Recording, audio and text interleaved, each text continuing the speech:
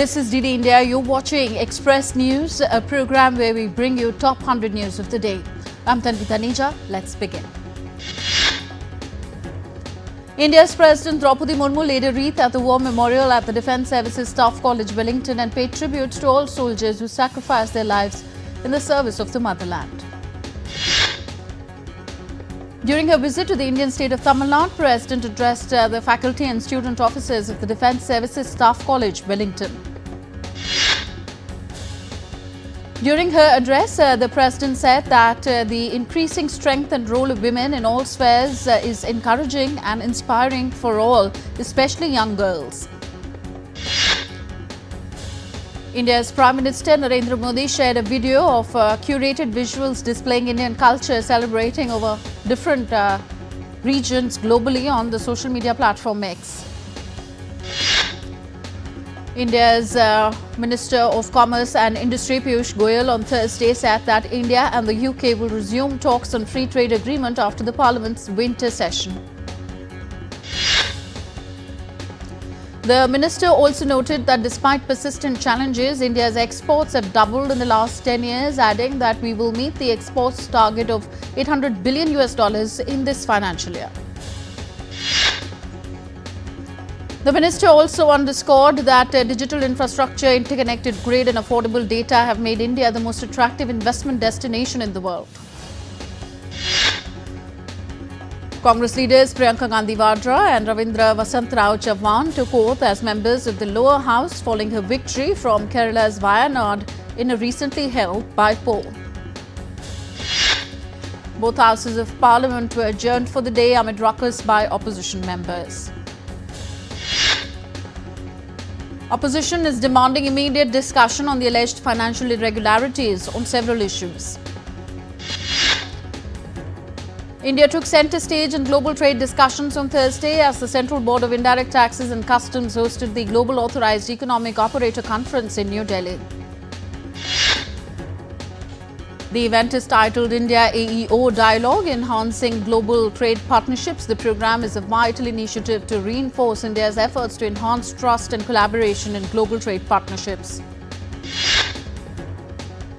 60 students and 7 teachers from Vasavi school narrowly escaped with minor injuries when their bus skidded off the road near Gangavati in Karnataka today. Investigation into the incident is underway. Jharkhand Mukti Morcha leader Hemant Soren was sworn in as the 14th Chief Minister of the East Indian state of Jharkhand on Thursday. Indian Army Chief General Upendra Dwivedi reviewed operational preparedness at the Southern Command headquarters in Pune. Fourth meeting of the Working Group on Military Cooperation under the India-Russia Intergovernmental Commission on Military and Military Technical Cooperation successfully concluded in Moscow. The India-Singapore bilateral military exercise Agni Warrior 2024 begins today in Maharashtra. The primary objective of the 3-day exercise Agni Warrior 2024 is to enhance professional military interactions between the artillery units of both the sides by sharing best practices. Bharat National Cybersecurity Exercise is underway in New Delhi from 18th to 29th of November with an aim to equip critical sector organizations with the skills to tackle modern cyber threats. During the conclave, Bharat Cybersecurity Startup Exhibition was also organized with an aim to focus on areas like threat intelligence and operational tech security, showcasing India's entrepreneurial potential in cybersecurity. At close, the Sensex declined 1,190 points to settle at 79,044. Nifty 50 fell 361 points to close at 23,914. The Indian rupee fell 9 paise to close at 84 rupees 49 paise against the US dollar today. Gold futures maturing on December 5th were priced at 75,882 rupees per 10 kilo on the multi-commodity exchange. Silver futures for December 5th maturity stood at 87,441 rupees per kilo on the MCX. Wall Street's main indices closed lower on Wednesday with the Nasdaq leading. Declines in technology stocks slumped. The Federal Reserve may be cautious about rate cuts after stubbornly strong US inflation data. The S&P 500 lost 23 points to end at 5,999 points, while the Nasdaq Composite lost 115 points to 19,060. The OPEC Plus alliance of oil-producing countries has postponed its next meeting on output policy to December 5th from December 1st to avoid a conflict with another event, OPEC said on Thursday. Intel said on Wednesday its deal for $7.86 billion in US government subsidies restricts the company's ability to sell stakes in its chip-making unit if it becomes an independent entity. The Bangladesh High Court on Thursday refused to ban ISKCON. This comes after it was informed that the authorities concerned have taken necessary measures in this regard. India has called upon Bangladesh to ensure safety and security of Hindus and all minorities and their places of worship.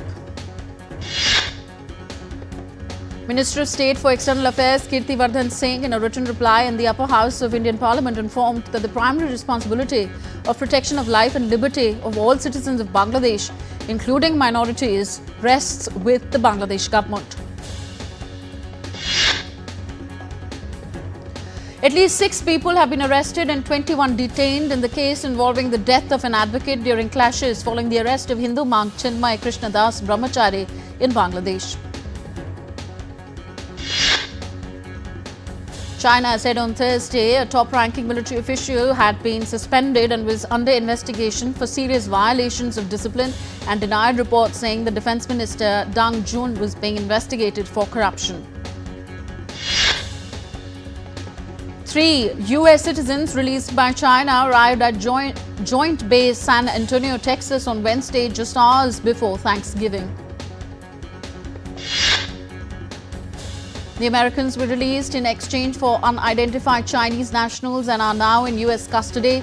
On Wednesday, the US also lowered its travel advisory to level 2. The exercise increased caution for mainland China.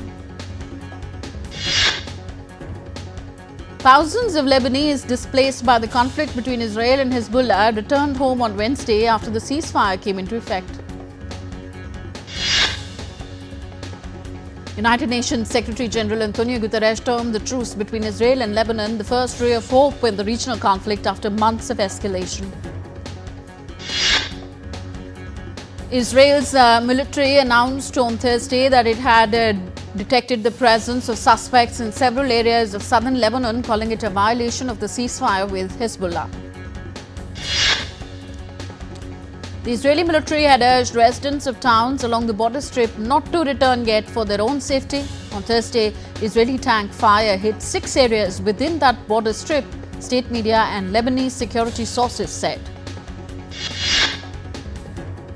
Israel's Prime Minister's office in a statement said that it had informed the ICC of its intention to appeal to the court along with a demand to delay implementation of the arrest warrants against Prime Minister Benjamin Netanyahu and former Defence Minister Yoav Gallant.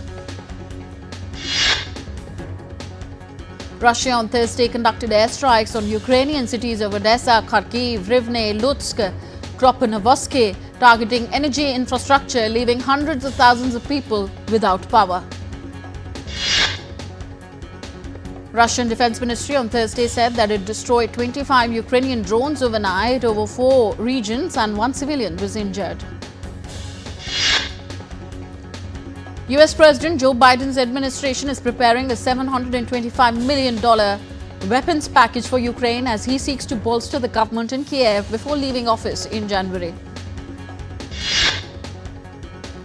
US President-elect Donald Trump said on Wednesday that Mexico's leader had agreed to stop migration during a conversation between the pair, effectively closing the border between their countries.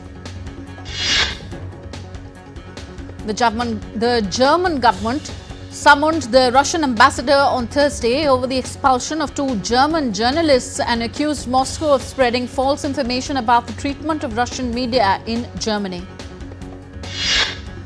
The Australian Senate passed a law banning social media use for young children on Thursday, becoming the first country in the world to have such a legislation. Social media platforms including TikTok, Facebook, Snapchat, Reddit, X and Instagram will be fined $33 million if they fail to prevent children younger than 16 from holding accounts on their websites. Ireland will hold a general election on November 29th, Prime Minister Simon Harris said on Wednesday as his centre-right coalition bids to capitalise on a popular budget. Polling stations in Namibia's capital, Windhoek, remained open late as hundreds waited to vote in the early hours of Thursday. The elections mark the toughest challenge yet to Southwest Africa People's Organization's 34-year rule. We're heading for a short break. Keep tuned in to Express News. Don't go anywhere.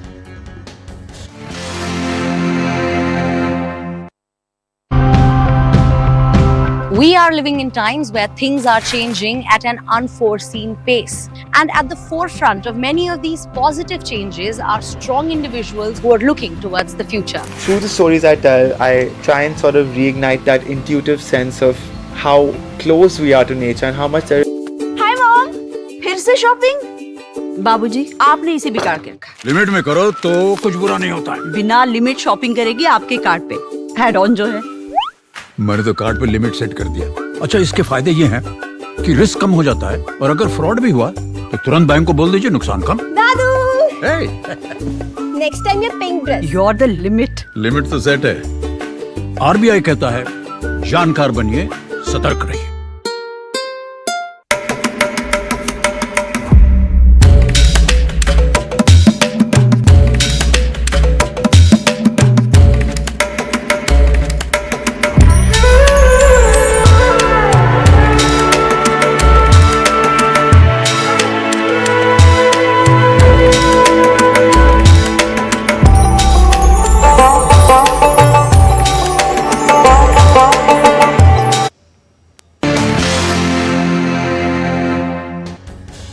Welcome back. I'm Tanvi Taneja and you're watching Express News. South Korea battles second day of heavy snow. Dozens of flights have been cancelled. Ferry operations suspended. Authorities have braced for more snow in the coming days.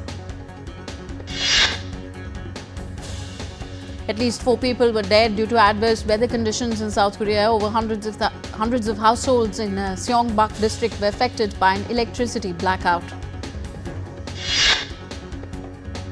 Up to 40 centimeters of snow accumulated in parts of Seoul. Government deployed 11,000 personnel and 20,000 pieces of equipment for snow removal operations in the capital. A traditional market in Seoul bustled with people shopping for winter clothing and having hot street food to beat the cold. Schools in Gyeonggi province were closed on Thursday. Parts of Sri Lanka continue to face severe weather conditions due to deep depression in the southwest Bay of Bengal. The death toll due to flash floods rose to 12 in Sri Lanka, while 2 are reported missing. Over 330,000 people across 23 districts have been affected severely. The deep depression of the southwest Bay of Bengal could develop into a cyclonic storm and affect Sri Lanka. The landslide warnings have also been issued to 9 districts. Relief efforts are underway. The deep depression is expected to reach near India's Tamil Nadu Puducherry coast around Saturday morning. Met Department has issued heavy rainfall alert for coastal areas. The weather officials have also predicted light to moderate rainfall at a few places, accompanied with isolated thunderstorm and lightning in coastal Tamil Nadu and Puducherry, coastal Andhra Pradesh today. National Disaster Response Force and state teams have been deployed in Tamil Nadu's vulnerable districts. Fishermen have been advised to avoid the sea, while holiday has been declared for all schools and colleges in the city of Puducherry. Torrential rains over the eastern region of Valencia left behind a trail of destruction in Spain. It was the worst flooding in its modern history, and that left over 220 people dead. Spanish Prime Minister Pedro Sanchez on Wednesday announced almost 2.3 billion euros in new aid for flood-stricken region. The disaster prompted widespread fury at elected leaders over their handling of the crisis. The central government said that the regional government sent delayed emergency alerts to mobile phones. Thailand's Yala faces worst flooding in 20 years. Heavy rain over the past 24 hours has caused the Sai Buri River to overflow and flood several communities. Flash floods and landslides killed 27 in Indonesia, Sumatra. Torrential rain in the province since last week has caused flash floods and landslides in 4 different districts. 51 neighborhoods were submerged after flash floods hit Jakarta. Rescue and relief operations are underway. Tivoli Gardens, a popular amusement park in Copenhagen, transformed into a festive Nordic-inspired winter wonderland to celebrate its 20th Christmas anniversary. It illuminated with thousands of twinkling lights. The park also features an artificial ice skating ring and a house for Santa Claus, providing additional attractions for younger visitors. Peruvian scientists revealed a 10 million-year-old crocodile fossil in Lima. This marked the first juvenile remains of the Piscogavelius gharial species. The researchers hope that the discovery of this 10 million-year-old crocodile fossil in Lima could unlock new insights into the crocodile evolution. US troops in South Korea celebrate Thanksgiving with traditional meals and themed events. Roughly 28,500 US troops are stationed in South Korea as a legacy of the 1950 to 1953 Korean War. Hundreds of soldiers at Camp Casey in Doordarshan enjoyed a variety of dishes. They also had some Korean traditional foods such as kimchi and radish kimchi. Monkey D. Luffy, Gold Bear and other balloons came to life in Manhattan ahead of the Thanksgiving Day Parade. Thanksgiving is a day dedicated to giving thanks for the blessings and harvests of the past year. Hundreds of spectators watched as workers blew helium into 17 character balloons, floats and 15 heritage and novelty balloons. This year's parade will also feature 11 marching bands, 700 clowns and 10 performance groups. Celebrities dish out Thanksgiving food for the homeless on LA's Skid Row. Well-known faces include Hollywood producer Jeffrey Katzenberg, actors Joe Manganiello, Alexander James Rodriguez, as they were seen serving the homeless or dishing out food to give to the servers. Elephant in Pakistan reunited with her sisters after 15 years after being relocated from the Elephant Madhubala Zoo to Pakistan Safari Park. Elephant Madhubala and her sisters were originally captured from the wild when they were young. For years, advocates for animal welfare had called for the sisters to be reunited. 3-year-old female golden tiger at a zoo in Thailand is making waves on the internet for her cuteness. The tigress, named Ava, amassed thousands of likes and shares within days. Ava is giving tough fight to prior sensation baby pygmy hippo Moo Deng. Golden tigers are a rare variant of the Bengal tiger characterized by a recessive color-changing gene. 2 giant pandas gifted by Beijing to Hong Kong will greet the public on December 8th. A ceremony for the unveiling of the bears will be held jointly by the government and Ocean Park on December 7th before their pavilion is open for the people. Vietnam's Dar Lat Flower Festival themed A Symphony of Colors returns to showcase the city's beauty. The 9th edition will feature displays centered on the wild sunflower, symbolizing vitality. The festival celebrates Dar Lat's unique charm and regional strengths. The event offers both locals and tourists a chance to immerse themselves in natural beauty, enjoy vibrant street art activities.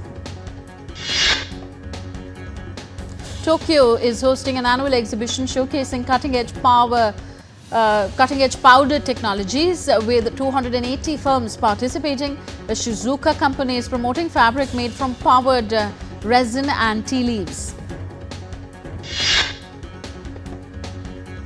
Disney's highly anticipated family entertainer Moana 2 will be screened today as an exclusive showcase at the International Film Festival of India. Its theatrical release is set for this Friday. Chhawa Lakshman Utekar's period epic starring Vicky Kaushal's new release date is out now. It is now set for a theatrical release on 14 February 2025. And on to sports news now. India's shuttler PV Sindhu has edged out Ida Sharma to reach the third round of the Syed Modi International Badminton Tournament on Thursday. India's Lakshya Sen also stormed into the third round, defeating Israel's Daniel Dubavenko 21-15, 21-13 in 35 minutes.